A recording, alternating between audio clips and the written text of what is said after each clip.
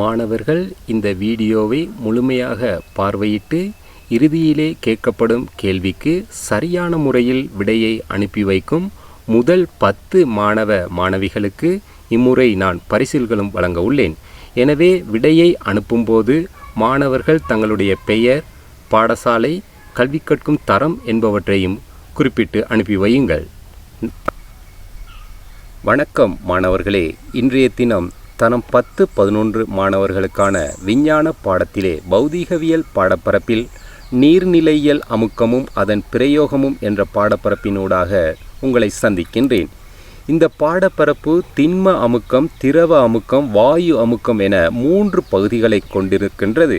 இதிலே இன்றைய தினம் இந்த திரவ அமுக்கம் தொடர்பான விடயங்களை மாத்திரம் நான் உங்களோடு கலந்துரையாடுகின்றேன். இப்பாடத்தினை கற்பதனால் திண்மங்களைப் போல திரவங்களுக்கும் அமுக்கத்தினை ஏற்படுத்த முடியும் எனவும், திரவங்களினால் ஏற்படுத்தப்படும் அமுக்கத்தை சமன்பாடுகளை கொண்டு கணிக்கலாம் எனவும், இங்கு தரப்பட்டுள்ள 4 செயற்பாடுகளில் ஒரு செயற்பாட்டையேனும் மாணவர்கள் செய்து காட்டுவார்கள் என்ற நம்பிக்கையோடு இப்பாடத்தை தொடர்கின்றேன்.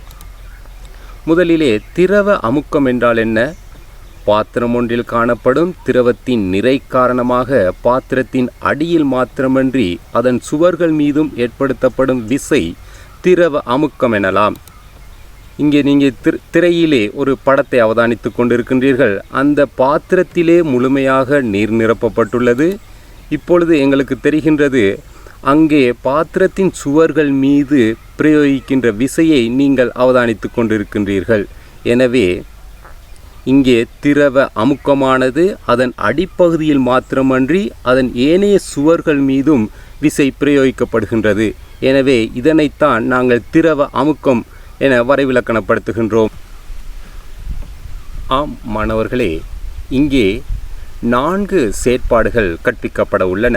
இந்த 4 செயற்பாடுகளில் பெரும்பாலான செயற்பாடுகள் உங்களது வீடுகளிலே உங்களால் செய்யக்கூடியதாக இருக்கும். முதலிலே திரவ அமுக்கம் எல்லா திசைகளிலும் தொழிற்படுகின்றது என்பதை எவ்வாறு செயற்பாடுகளிலே நாங்கள் செய்து பார்க்கலாம் என அவதானிப்போம். பொலித்தீன் பையொன்றினுள் நீரை நிரப்பி அதன் மேற்பரப்பில் இடையிடையே சம பருமனுடைய துளைகளை இட்டு அவதானிக்கும் போது, இங்கே திரையிலே நீங்கள் அவதானித்து கொண்டிருக்கின்றீர்கள். பொலித்தீன் பை ஒன்றினால் நீரினை நிரப்பி அதன் இடையிடையே சம பருமனை இட்டு சம பருமனுடைய துளைகளை இட்டு அவதானிக்கின்ற பொழுது எல்லா திசைகளிலும் அமுக்கம் பிரயோகிக்கப்படுவதால் துளையினூடாக நீர் பீரிட்டு பாய்வதை நீங்கள் அவதானித்து கொண்டிருக்கின்றீர்கள். எனவே திரவ அமுக்கம் எல்லா திசைகளிலும் தொழிற்படுகின்றது. நாங்கள் இப்பொழுது 2வது செயற்பாட்டிற்கு செல்வோம். ஒரே கிடைமட்டத்தில் அமுக்கம் சமமானது. பிளாஸ்டிக் போத்தல் ஒன்றினை எடுத்து நீரை நிரப்பி ஒரே மட்டத்தில் சம பருமனுடைய துளைகளை இட்டு அவதானிக்கின்ற பொழுது இங்கே தென்படுகின்றது, ஒரே கிடைமட்டத்தில் சம பருமனுடைய துளைகளை இட்டு அவதானிக்கின்ற பொழுது இங்கு எல்லா துளைகளிலும் நீர் ஒரே கதியில் பீரிட்டு பாய்வதை நீங்கள் அவதானித்து கொண்டிருக்கின்றீர்கள். எனவே ஒரே கிடைமட்டத்தில் அமுக்கம் சமமானது என்பதை நீங்கள் அறிந்து கொண்டீர்கள். இதனுடன் தொடர்புடைய ஒரு சிறிய வீடியோவை இப்பொழுது நாங்கள் அவதானித்துவிட்டு வரலாம். Similarly, take a water container. Punch holes in the side of the container at the same level. Fill the container with water. Observe the distance from the container that the water jet comes out from each hole. We get to observe that the water jet from all the holes come out of the same pressure and falls at the same distance from the container. We get down to the conclusion that the pressure of a liquid or water at a given depth is the same in all the directions. நாங்கள் இப்பொழுது 3வது செயற்பாட்டினை அவதானிப்போம். பாத்திரத்தில் உள்ள நீர் நிரலின் உயரம் அமுக்கத்தில் எவ்வாறு செல்வாக்கு செலுத்துகின்றது? இங்கே திரையிலே காட்டப்பட்டிருக்கிறது ஒரு போத்தல் ஒன்று. உயரமான பிளாஸ்டிக் போத்தலில் சம இடைவெளியில் சம பருமனுடைய துளைகளை இட்டு நீரை நிரப்பி அவதானிக்கின்ற பொழுது கீழே உள்ள துளையில் நீர் கூடிய கதியில் வெளியேறுவதை அவதானிக்கலாம். இப்பொழுது நீங்கள் திரையிலே அவற்றை அவதானித்து கொண்டிருக்கின்றீர்கள். சம இடைவெளியில் சம பருமனுடைய துளைகளை இட்டு நீரை நிரப்பும் போது கீழே உள்ள துளையினூடாக நீர் கூடிய கதியில் வெளியேறுகின்றது. எனவே ஆழம் கூடும்போது அமுக்கம் கூடுதலாக இருக்கும் எனவும் ஆழம் குறையும் போது அமுக்கம் குறையும் என்பது இதன் மூலம் தெளிவாகின்றது. இதற்கான வீடியோ ஒன்றினை இப்பொழுது நீங்கள் அவதானிக்கலாம். Observe the distance from the container that the water jet comes out of each hole. நாங்கள் இப்பொழுது இந்த பாடத்திலே 4வது செயற்பாட்டிற்கு செல்வோம். 4வது செயற்பாட்டிலே PVC குழாய் ஒன்றினை பெற்று அதற்கு வெவ்வேறு வடிவங்களுடைய மேலும் பல PVC குழாய்களை படத்திலே காண்கின்ற வகையிலே பொருத்திக் கொள்கின்றோம். பின்னர் அவற்றுக்கு ஒரே மட்டத்திற்கு அல்லது நீரை நிரப்புகின்றோம். நீரை நிரப்பும் பொழுது அந்த குழாய்களுக்கு ABCDE என பெயரிடப்பட்டுள்ளது. இப்பொழுது அந்த திரவ நிரலின் நிலைக்குத்து உயரத்தை நாங்கள் அளந்து கொள்வோம். அவற்றின் நிலைக்குத்து உயரம் 5 சென்டிமீட்டர் என எடுத்துக்கொண்டால் இங்கு திரவ நிரலின் நிலைக்குத்து உயரம் சமம். ஆகவே திரவ அமுக்கம் திரவ நிரலின் வடிவத்தில் தங்கியிருப்பதில்லை, மாறாக அதன் உயரத்திலே தங்கியிருக்கின்றது என்ற முடிவிற்கு நாங்கள் வரலாம். இது தொடர்பான ஒரு சிறிய வீடியோவை நாங்கள் இப்பொழுது அவதானித்து விட்டு வரலாம். This is a demonstration of the variation of pressure with the depth of a fluid. And in particular, we're thinking about it the opposite way. How high is a column of fluid going to be, depending on the shape of the column of the fluid. So let's just do the experiment.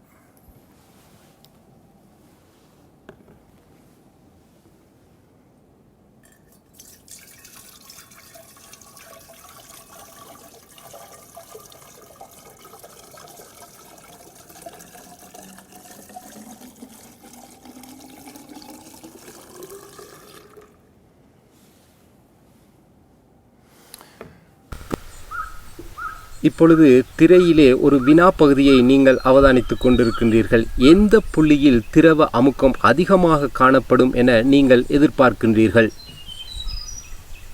உங்களது விடை D ஆக அமையும். காரணம், திரவ அமுக்கமானது அதன் வடிவத்தில் தங்கியிருப்பதில்லை, மாறாக உயரத்திலே தங்கியிருக்கின்றது. எனவே உங்களுடைய விடை D ஆக அமையும். இப்பொழுது நாங்கள் திரவ அமுக்கம் தொடர்பான கணித்தல் செயற்பாடுகளுக்கு செல்வோம். இங்கே P என்பது திரவ அமுக்கம், H என்பது உயரம், ρ என்பது அடர்த்தி, G என்பது புவியீர்ப்பு ஆர்மூடுகள். உயரத்தை நாங்கள் மீட்டரினாலும் அடர்த்தியை கிலோகிராம் மீட்டர் -3 என்ற அலகினாலும் புவியீர்ப்பு ஆர்மூடுகளை ms-2 என்ற அலகினாலும் அளவிடுவோம். இப்பொழுது ஒரு பயிற்சிக்கு செல்வோம். 5 மீட்டர் ஆழமான கிணறு ஒன்றின் அடியில் நீரினால் பிரயோகிக்கப்படும் அமுக்கத்தை காண்க. நீரின் அடர்த்தி 1000 கிலோகிராம் மீட்டர் -3. இங்கே புவியீர்ப்பு ஆர்மூடுகள் 10 ms-2. இப்பொழுது அதே சமன்பாட்டிலே நாங்கள் பிரதியிடுவோம். H உயரம் 5 மீட்டர், ρ அடர்த்தி 1000 கிலோகிராம் மீட்டர் -3, G புவியீர்ப்பு ஆர்மூடுகள் 10 ms-2. இதனுடைய பெருக்கம் 50,000 பஸ்கால் என்பதாகும். இப்பொழுது 2வது பயிற்சிக்கு செல்வோம். பெட்ரோல் நிரப்பும் நிலையம் ஒன்றில் 7 மீட்டர் உயரமான தாங்கி ஒன்றில் முழுமையாக பெட்ரோல் நிரப்பப்பட்டுள்ளது. தாங்கியின் அடியில் பிரயோகிக்கப்படும் அமுக்கத்தை காண்க. பெட்ரோலின் அடர்த்தி 800 கிலோகிராம் மீட்டர் -3, புவியீர்ப்பு ஆர்மூடுகள் 10 ms-2. இப்பொழுது இங்கே H என்பது உயரம் 7 மீட்டர் ஆகும். ρ என்பது அடர்த்தி 800 கிலோகிராம் மீட்டர் -3, G என்பது புவியீர்ப்பு ஆர்மூடுகள் 10 ms-2. ஆகவே இதனுடைய பெருக்கம் 56,000 பஸ்கால் என்பதாகும். திரவ அமுக்கம் ஊடுகடத்தும் தத்துவத்தை பயன்படுத்தும் சந்தர்ப்பங்களை பற்றி இனி பார்ப்போம். இங்கே வாகனம் பழுது பார்க்கும் நிலையங்களிலே வாகனங்களை உயர்த்துவதற்காக இந்த திரவ அமுக்கம் பயன்படுத்தப்படுகின்றது. வாகனத்தின் ஒரு பகுதியை மாத்திரம் உயர்த்துவதற்காக யாக்கு பயன்படுத்தப்படுகின்றது. வாகன தடுப்பு தொகுதியிலே இந்த திரவ அமுக்கம் பயன்படுத்தப்படுகின்றது. இப்பொழுது மாணவர்களே, இங்கே இந்த வாகன பழுது பார்க்கும் நிலையங்களில் எவ்வாறு சிறிய விசையை பயன்படுத்தி ஒரு பெரிய வாகனத்தை உயர்த்துகின்றார்கள் என அவதானிப்போம். இதற்காக ஒரு கணித்தல் செயற்பாட்டினை நான் உங்களுக்கு தெளிவுபடுத்துகின்றேன்.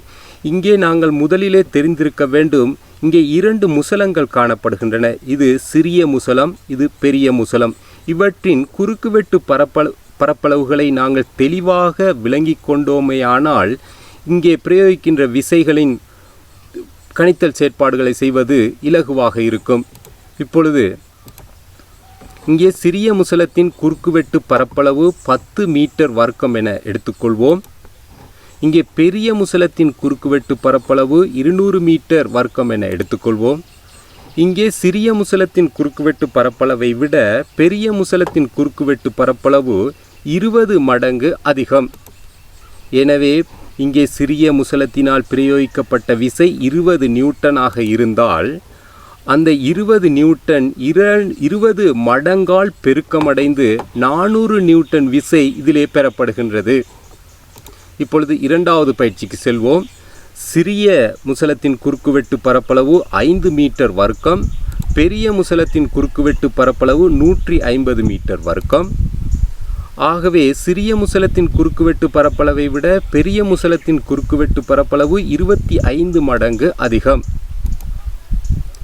இப்பொழுது சிறிய முசலத்தினால் பிரயோகித்த விசை 30 நியூட்டன் என எடுத்துக்கொண்டால் அந்த 30 நியூட்டனானது 25 மடங்கால் பெருக்கமடைந்து 750 நியூட்டன் விசை இந்த பெரிய முசலத்திலே பெறப்படுகின்றது. எனவே இவ்வாறு தான் வாகனம் பழுது பார்க்கும் நிலையங்களிலே சிறிய விசையை பயன்படுத்தி பெரிய விசையை இந்த திரவ அமுக்கத்தினூடாக அவர்கள் பெற்றுக்கொள்கின்றார்கள்.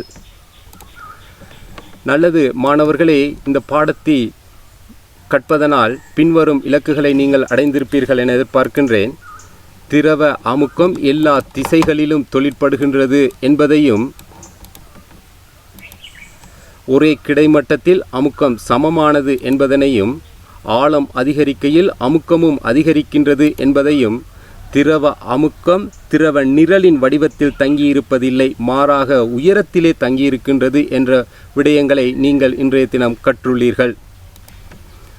இப்பொழுது இந்த பாடத்திலே நான் ஒரு வினாப்பகுதிக்கு செல்லுகின்றேன். இங்கு கற்பிக்கப்பட்ட 4 செயற்பாடுகளில் நீங்கள் விரும்பும் ஒரு செயற்பாட்டை அல்லது ஒன்றுக்கு மேற்பட்ட செயற்பாட்டினை வீட்டிலே செய்து அதனை 1 நிமிடத்திற்கு மேற்படாதவாறு வீடியோ ஒன்றின் மூலம் எனக்கு அனுப்பி வைக்கும் முதல் 10 மாணவிகளுக்கு இம்முறை நான் பரிசில்களும் வழங்க உள்ளேன். எனவே இவ்வீடியோக்களை அனுப்பி வைக்கும் மாணவிகள் தங்களுடைய பெயர், பாடசாலை, தாம் கல்வி கற்கும் தரம் என்பவற்றையும் குறிப்பிட்டு என்னுடைய தனிப்பட்ட வாட்ஸ்அப்க்கு அனுப்பி வைக்குமாறு உங்களை அன்போடு கேட்டுக்கொள்கின்றேன். எனவே மற்றுமொரு வீடியோவில் உங்களை சந்திக்கும் வரை நன்றி கூறி விடைபெறுவது உங்கள் ஆசான் எஸ்.